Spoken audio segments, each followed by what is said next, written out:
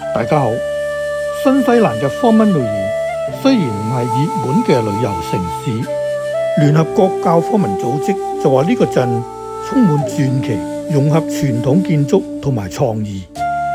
皇家魯伊豐富嘅歷史底蘊係從1840年開始嘅，當年就俾歐洲人列為移民本國定居嘅首選地點。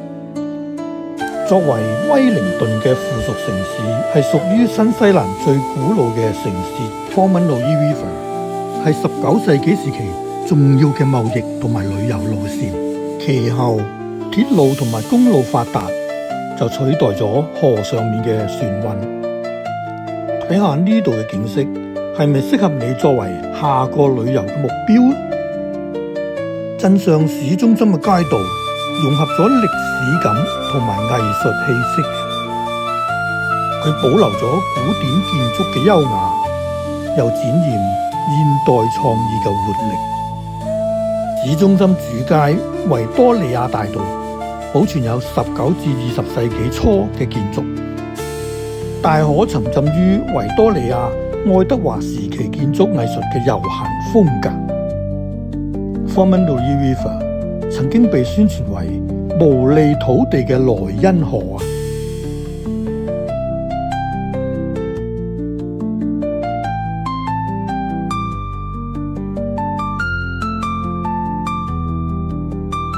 嚟搭下呢架古色經典嘅歷史觀光船，就係最地道嘅體驗方式。呢架船原本係英國製造，曾經沉沒於皇家魯伊嘅河底，50年後打撈出嚟復修，係本國唯一運營嘅燃煤輪船。喺觀光船碼頭前面仲有觀光輪船歷史嘅博物館。即使唔搭船觀光，都可以喺河邊賞景，同埋進入呢間博物館參觀。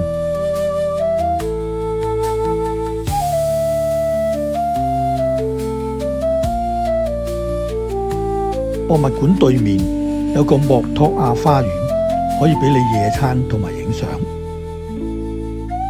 沿住皇家魯伊河漫步，可以去餐廳、藝廊同埋旅遊資訊中心，或者去皇家魯伊美術館，都只不過係一箭之遙。仲有喺皇家魯伊嘅藝術館，向來都享負盛名嘅呢間最具歷史嘅代表性畫廊，近年就重新修葺擴建，而家畫廊嘅規模同埋藏品都倍增，有興趣嘅遊客唔應該錯過。